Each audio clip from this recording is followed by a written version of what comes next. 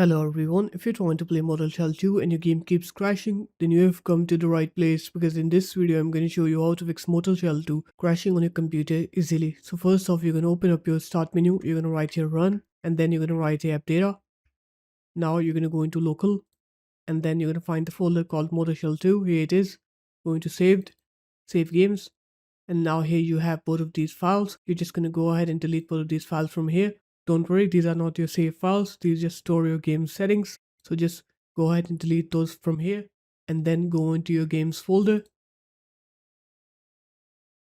Sparta, Mortal Shell 2, binaries, Win64, and then right click on the Mortal Shell 2 exe, click properties, compatibility, click on to disable full screen optimizations and click run this program as an administrator. After that, click apply, OK, and close this up.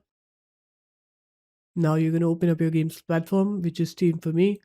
Right click on Mortal Shell 2, click properties, install files, click verify and integrate your game files here.